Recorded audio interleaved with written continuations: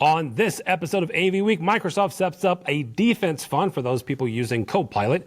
Dante sells 1 million units, and the future of AV over IP. All that and more next on AV Week. The network for the AV industry. What are you listening to? This is AV. This is AVNation. This is AVNation.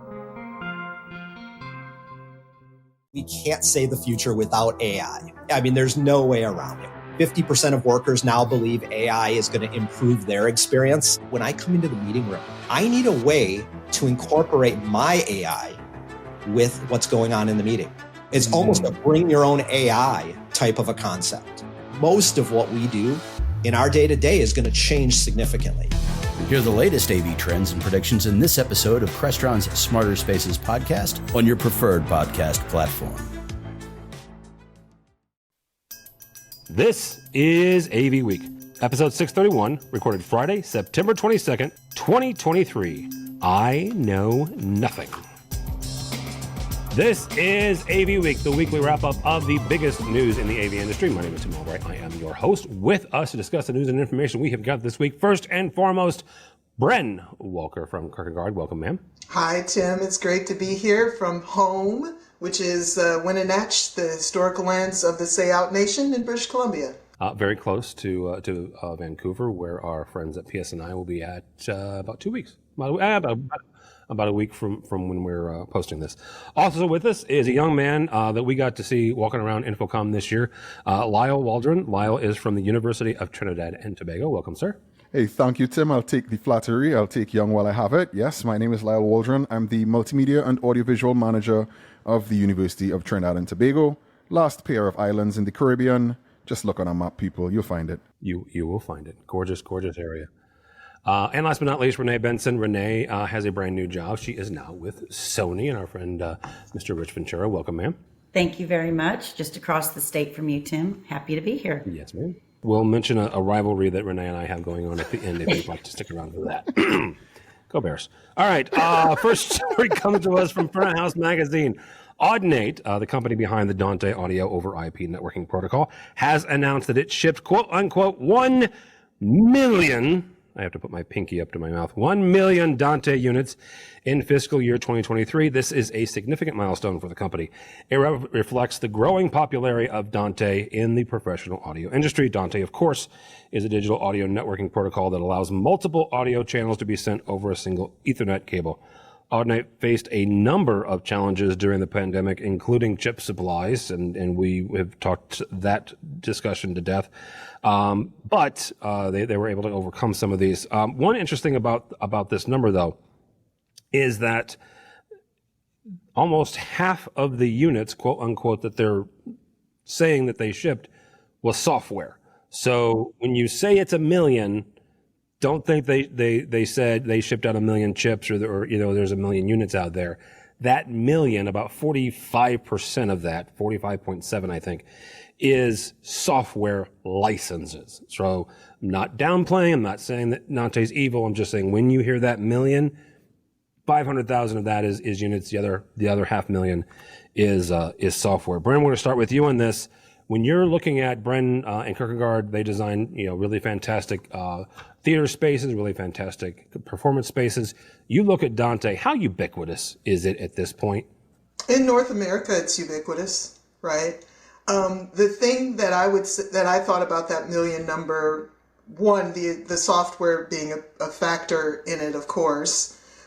It's that's obviously an Audinate press release, right? Like they got to the million. They figured out how they got to the million. I'd also love to know what percentage of that number in terms of the hardware were back orders from 21 or 22, right? So let's see what the number is next year. You've got a lot of legacy Dante networks out there in North America, and it's going to be that way for a while, whether Dante is preferred or not. I've met people who prefer AVB. There's arguments for AVB in terms of open source.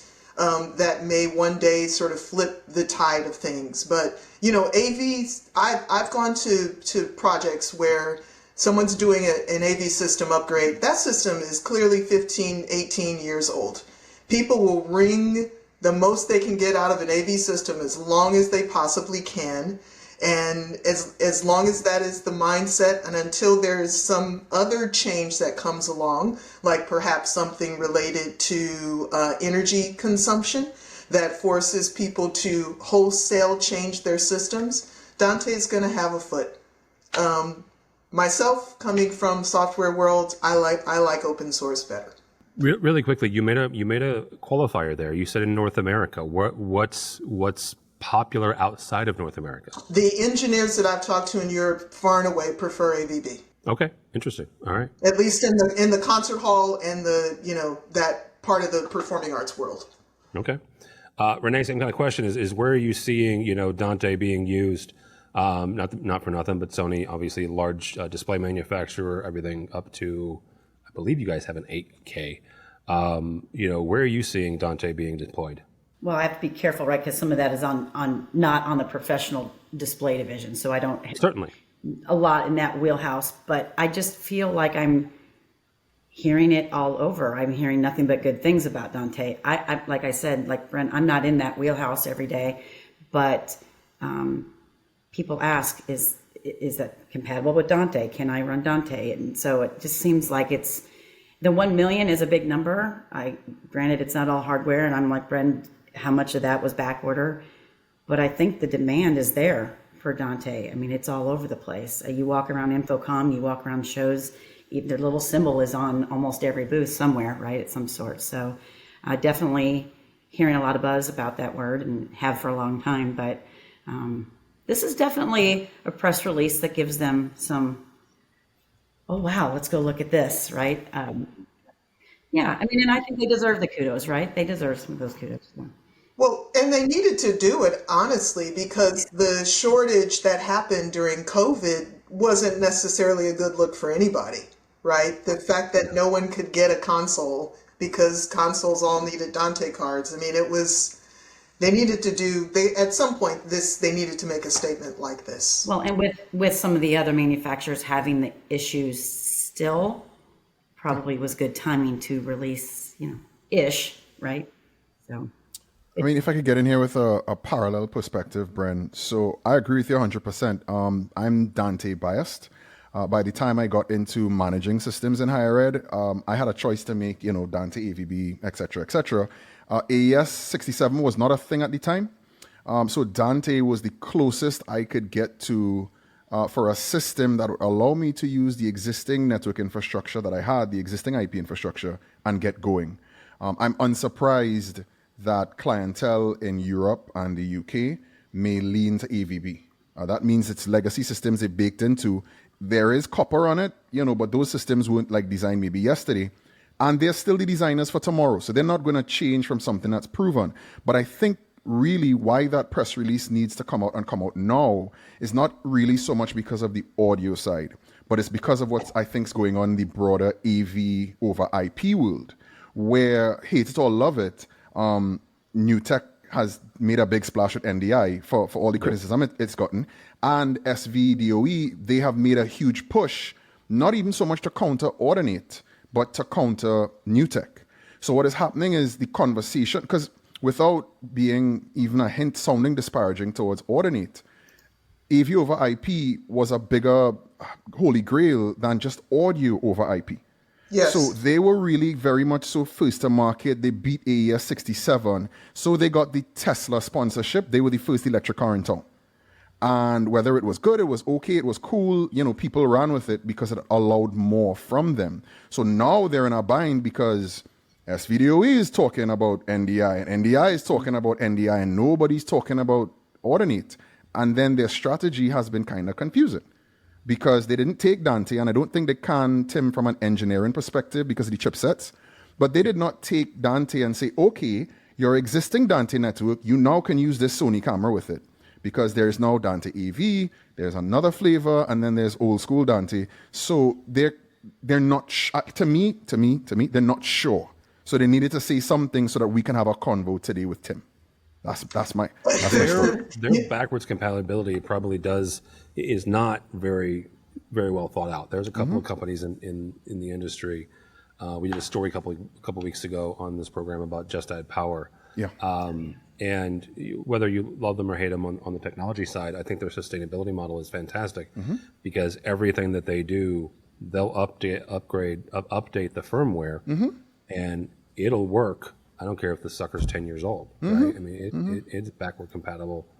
That's, if I could just say, he hit the point that I was thinking about too relative to Dante. Dante is synonymous with audio. I don't know anybody using Dante for video who can say that they have a happy installation, right? So no happy so ending. they have a hill to climb on that front for sure, and they have no particular advantage when it comes to video either. Correct. Like I said, they weren't first to market in that at all. In many ways, they've come after. So first to market matters in this case. But I think the bigger issue for me, and it's sometimes I have a Caribbean saying, you don't need to climb the tree to pick fruit. Sometimes the fruit's right in front of you. The name of the company is Ordinate.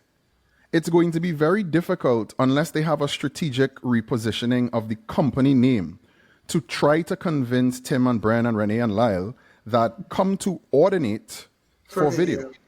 It starts at the beginning brick. So they have multiple layers of, they got into market first. They were like Skype. You know, you got to market first. Everybody in the world loves you. You're the hottest thing since sliced bread. And then at some point, even your own company doesn't care and came out with Teams and like, Skype, schmipe, and moved on. So they need relevance, to be fair. And I'm a lover. I'm certified in the whole nine. But no, you're fine. Actually, the Lisle sent us a really great report from the folks over at RH Consulting.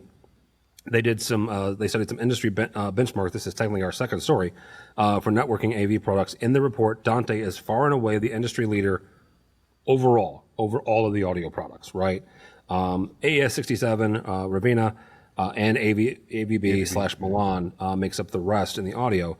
Mixers, loudspeakers, software, and microphones, AES67 beats Dante in the number of units, which I found fascinating. In almost every other unit, though, Dante is the industry leader. Renee, we're going to start with you on this. We've been talking about the audio part, and that's what this report starts with, but it also looks at control and some other stuff. Talk about, for a second, SDVOE, nobody's said HDBaseT yet, but that is certainly a player in this, and you have all of the, I'm going to call them proprietary manufacturers, even though all of them use, by and large, somebody else's technology, whether that's JPEG 2000 or something else, to roll their own and then put their own little special container on it. NDI certainly is in there. It's generically open source. AVB is absolutely open source. When we look at this, how crowded is this market, and is there, I hesitate to say this, but is there room someplace for somebody to come in over the next year or 2 years to say, hey, we have another, flavor that you might like? Well, obviously, based on the charts that you sent in that article, Dante, that's the kind of chart that every company wants to see, right? I'm here and everybody else is here.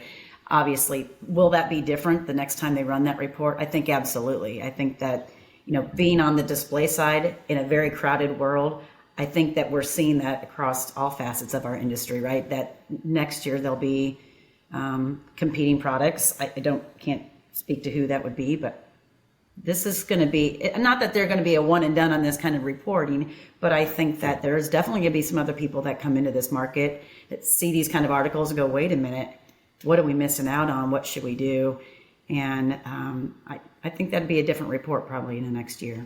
Lisle, one of the things that is, as I'm talking to integrators, primarily in North America, a lot of these networks are self-contained, right? They are private networks. They are not going to anybody. And I love the fact that all three of you are shaking your heads right now, because that speaks to it. When you see this, what do you see? Where do you see AV over IP generically evolving over the next year or two? Well, I everything I do is predicated on North America. Yes, I'm in the Caribbean. Yes, I'm on an island, but I have to study everything you and your peers study. The way I see this, though, because of my geography and where I come from, sometimes I think manufacturers are trying to do too many things in one shot. So we've had this ongoing debate for years now about 10G switching and 10G networks and uncompressed video versus, oh, well, it's, it's compressed. And, Put quotes on that sucker. Yeah, exactly, right? And then somebody's going to complain that, well, whatever, flavor of Tron you want, they're not really uncompressed. And like we have that conversation. But here's what I think the reality is. Outside of, I want to posit, this is the opinions of me and me alone, outside of like broadcast situations, television, maybe even film, video, let's say events on like a really, really high end, those are the clientele that should be looking at 4K, 8K, and by extension, 4K, 8K, and maybe uncompressed transmission. So they're a very small niche of a market, but I would like to believe 80% of the world really, really, really needs to get HD all the way up to 4K across that network. Can you do it low latency with the least amount of artifacts? Right? I don't think it's going to be a big problem. If I have like some mogul's mansion that I have to do his THX theater, then by all means, we could tap into that broadcast stuff, push 16K video to him. Okay, who cares? Right? He doesn't mind if he has the thickest cable in the world running through his ceiling. But I think that division, that conflation of all things into one thing, where everybody's trying to force things across, for now, what is the ubiquitous 1 gig pipe, is really where the problem is with all of this. And once we get that delineation, I think it'll make more sense, because then we could speak about this from two very clearly objective and different market schemes. All right, Bren. Lisle makes a very good point there that I'm going to pick on you for, but you can extrapolate from there. How big of a deal is that 1 gig versus 10 gig conversation? Because Lisle mentions the mogul. He's right. If you're putting in a $10 million home in their theater, they don't care. Bren's putting in performance spaces, right? And in my head, there is a budget, right? But if you've got enough donors, maybe they don't care the difference between the cost of a 1 gig switch versus a 10 gig switch in those situations. Oh, they care. Okay. And the other thing too is, I'd have to look to see what the number is, but how much video is looked at on a mobile phone screen versus a display that's bigger? And if you're looking at a display that's bigger, how close is the user really to that display to even distinguish between 1080p and 4K? 100%. So what we've seen from our clients is they're not even doing 4K because the ultimate screen that most of their users or their patrons are going to see is a mobile phone.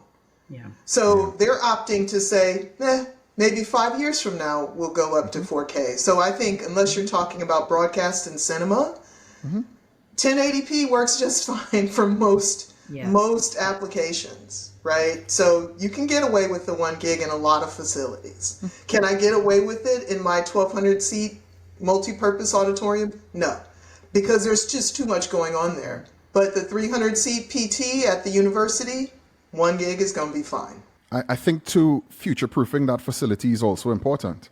And, there are layers to it, but I think you've hit the nail on the head for me, like just nail on the head, right? It's not a scenario where, I thought I did not want to say it, what you just said, Bren, but yeah, I have a 5-year minimum for 4K. And it's also because if you think about the distribution from start to finish, unless I'm really getting a 4K camera into a 4K switcher distributed through 4K, all the way to that end, it's not 4K. So then why are we having this discourse? Like, Tim, why are we doing this to ourselves? I was going to say, I went into a facility where higher education facility, top 20 university in the country, and someone had replaced all their cameras with 4Ks. But the 4K signal died at the camera. Yeah. Nothing else was changed. I'm like, so you have a 4K camera, but you realize you're not actually capturing 4K anywhere? So. Yeah, I remember being at an NAB probably 10 years ago when 4K was like a new thing. And it was like, wow, this is going to be so cool. But here we are all these years later going, okay, but is there even the content for that? Is there even really the need? And we're already talking 8 and all the other Ks, right? And it's 16. Like, well. Yeah. And can your viewer discern the difference? Exactly. Because if they can't, then you literally are spending for, whatever you want for your future. And then you really need to look out and say, when will my viewer be able to know the difference? Lisle, you said something there a second ago. I want to get clarification. You said future proofing, but then you almost immediately said you have a 5-year minimum for 4K. When you say future proofing, what does that mean to you? Like, how many years down the road does that mean to you? Tim, here's a secret for your audience. Future proofing means nothing.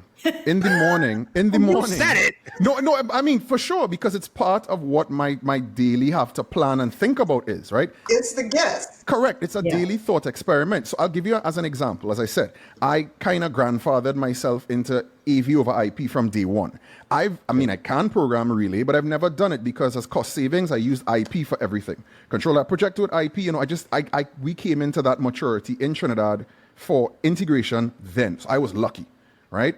The thing about future-proofing, though, is tomorrow could be VR headsets from Apple that is selling for $1, and the entire thing is going to flip upside down. Somebody's going to figure out a Wi-Fi that does 100 gig that, is going to be Wi-Fi 8. What is that going to do then as a transport medium for us? Because a lot of the times we're piggybacking on other things. So when I say future-proofing, at least for me, it's a constant thought experiment and a reminder that everything I know nothing at all. But at the end of the day, what I think future-proofing really is, it comes in two ways. One, copper wherever you can. And two, fiber wherever you can. But for a lot of us, I would say again, 80-90% of us, I can't dream of running fiber in a room from the lectern to the camera at the back of the room, let's just say, right? Just as two things.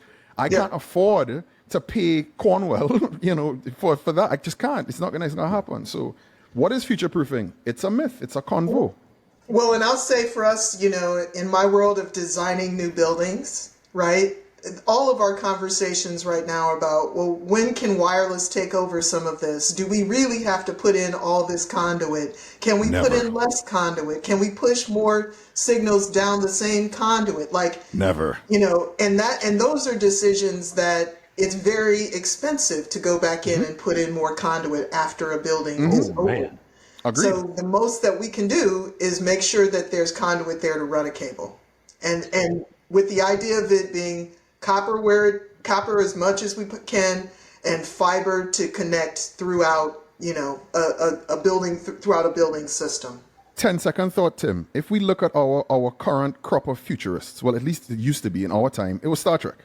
Do you not think the Enterprise has conduit everywhere and running fiber optic cables everywhere? There's no wireless really, except for comms, on the Enterprise. What wireless are we doing in our stages and buildings? It's not real. So this is a bit tongue-in-cheek, but Renee and I were at CEDIA a couple weeks ago. Right.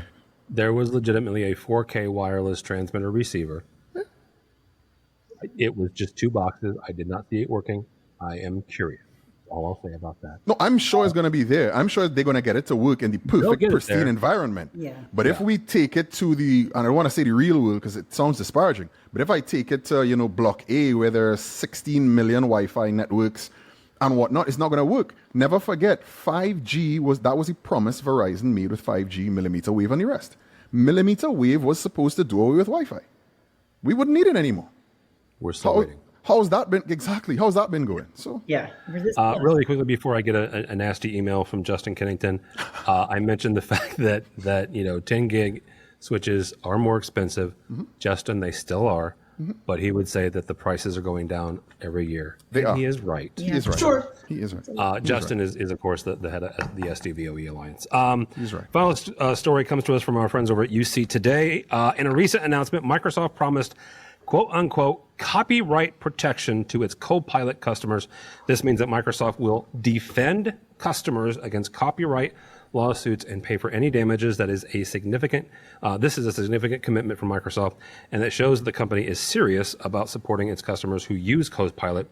Copilot copyright commitment is one of those things where they are offering to pay for the defense lawyers if you're get sued for using Copilot. Now, one of the things here is this comes amidst a litany of lawsuits against specifically OpenAI and other large language models from content creators, a lot of authors, some comedians and stuff like that. So it's an interesting development.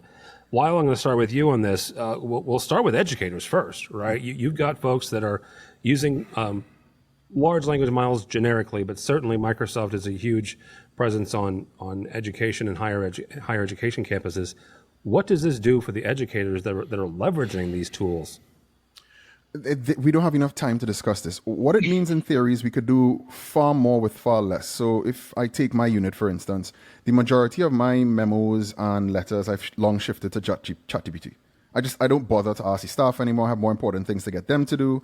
So it's a real thing. I'll say this on the Microsoft idea of protection specifically. I remember when Microsoft was the evil one and the slow one and the ones that didn't make sense. Now they're taking these added precautions and they're the good guys. It's really amazing what 10 years could do. But they're right. However, if we go to the genesis of why we're here, people were misusing OpenAI, and that's how we got to it. So they weren't even giving credit to the fact that they used AI, right? Because it's still taboo. In education, if you all don't know, education is not a place for revolutionary change. Change in education comes at a glacial pace, right? So in education, the current mainstream conversation about any AI, forget trying to integrate it, Tim, into actual work processes, is, oh no, we don't want any of that. The students are cheating. Everybody's using AI. But the dirty secret, I think, in all forms of education, before we had ChatGPT, there were internet farms you could send a request to. You could go on Fiverr. Somebody's going to write that thesis for you. Before that, on every campus, there were the little pull tabs on a little message board somewhere. Need help with a paper? Just pull the little tab and you pay somebody who's going to get done. Put your hand down to him. So This is not a new phenomenon. It's faster, cheaper, and more democratized. But this fear of AI makes no sense. And what we're going to see with Microsoft on the corporate side of this is you're going to have pushback on unions. You're going to hear staff talking about them losing jobs and so forth and so on. And it's fundamentally true, but where are the frameworks and the guardrails going to come from? I think Microsoft has taken a first good step to say, at least to the clients, look, take it, use it, figure it out, we got your back. I think the bottom line is that's a net positive. That's how I got through college. I'm just going to put that. That's how I made money through college, how I paid for college. I want to point that out there. You're on the other end. The statute of limits has expired. Thank God. Baby, have they? Bren, that was an old joke, kids. Look at this from programmers and what you do, honestly, in designers and stuff like that. How does this help and hurt that process? Okay, so I think it helps everybody. I still think the net on AI is still a net positive, right? Microsoft's offer to defend everybody, I think they're offering it because it will become irrelevant. Because we will get to the point where, how much do you hear people complaining about their takedowns on YouTube, right? Yeah. It's like a system gets worked out and people then proceed with it. But none of the AI systems will work in the long term without people freely giving it the data. Right. So Microsoft needs that data to freely flow. And when we really look at it, how much of what is created in this world is actually unique copyright? There we go. Very much. In the music industry, this conversation started 20 years ago about copyright regimes and the fact that there is no single global copyright standard. Eventually, as a world, we're going to have to get to the place where we have uniform copyright standards across the world.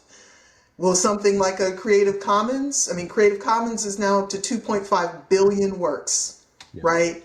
To me, once you put something in the commons, you're sort of accepting that you want it to be freely used by others. The whole notion of invention is about things being freely used by others to advance where we are as a species, right? So I see AI loosening that up. I look at AI to have it replace the things that I don't need to have my staff do, just like Lisle was saying, memos, things that. And we've known that this was coming, and there have been certain educators talking about the different kinds of intelligences that you need in the 21st century. The intelligences around logic and things that you can teach a script or software to do will become less valuable for us as human beings. And our intelligence around emotions, around compassion, these are the things that people are going to pay for, because guess what? Chat GPT cannot reasonably express sympathy. Yeah. in a way that another person can understand, or make a decision based on compassion when logic tells you to do something different. So there's some random philosophical thoughts. This is why I love talking to Bren.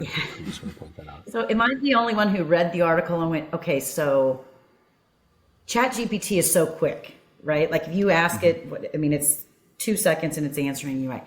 So how is the platform going to check all these entries for the copyright so quickly and answer? Is there a lag in getting your answer back? I want to know a little bit more about how it's going to work. And I agree. I think eventually it's not going to be needed, but the fact that they're throwing it out there as an option, I think, is a big deal.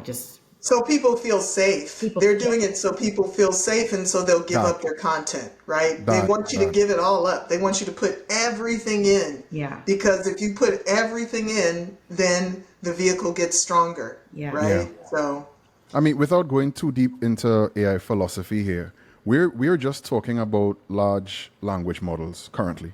We're not getting into when AI starts to hopefully decipher.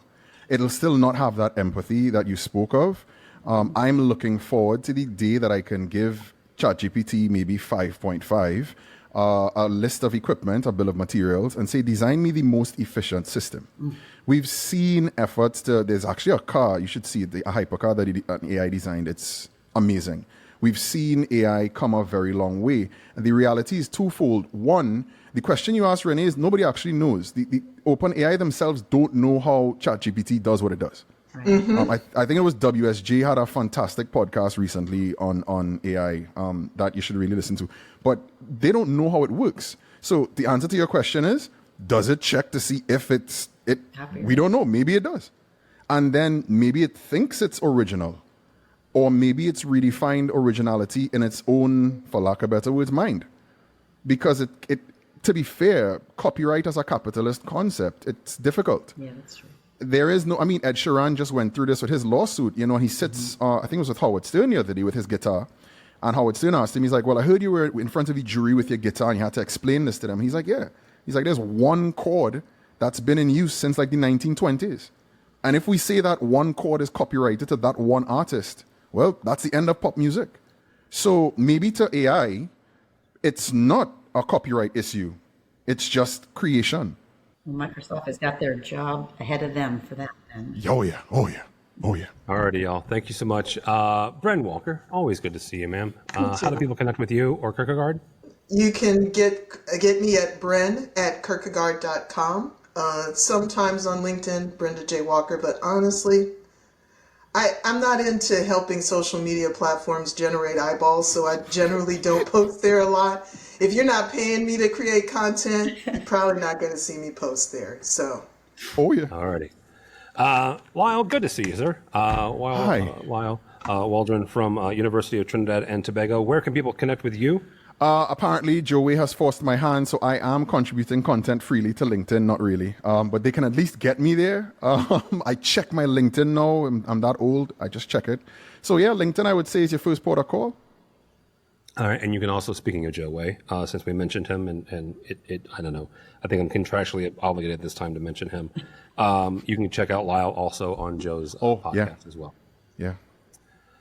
Renee Benson, how do people connect with you or Sony? Yeah, you can reach me on LinkedIn as well, Renee Benson, or you can catch Sony at prosony.com, or on the Twitters, you can follow me at AVReneeKC. Enunciating that for Oh boy, shots fired. Go Chiefs. So don't follow me on X or LinkedIn, because by the time this post, I will be nursing my own tears, because I'm going to go watch my Chicago Bears technically play against the Kansas City Chiefs. You will be present on the field. Have you ever seen a bear been mauled? Tune in this weekend. Have you ever seen a bear mauled by a chief? I will see that Sunday, Lyle. Have you ever seen a bear lay down and cry? You'll see it this Sunday. You'll see some of that this Sunday too. I'm sorry, Tim. Poor Tim. What's him? 0-3 is not that bad, right? They can come back from that. But no, in all seriousness, go by the website if you would please, AVNation.tv. AVNation.tv, you will find this program and a host of others. Magic Mitchell has been working his fingers to the bone. Brand new XR stars coming out. Also, we've got State of Control, Women in AV, and Ed Tech as well. I am slowly hitting the road back. I am going to pivot for profit in, by the time this posts, a week. So I'll be down in Dallas with our friends at NSCA. And then I will be heading out to LDI / Digital Signage Expo first week of December. So all that and more at AVNation.tv. That's AVNation.tv. Thanks so much for listening. Thank you so much for watching. That's all the time we have for AV Week.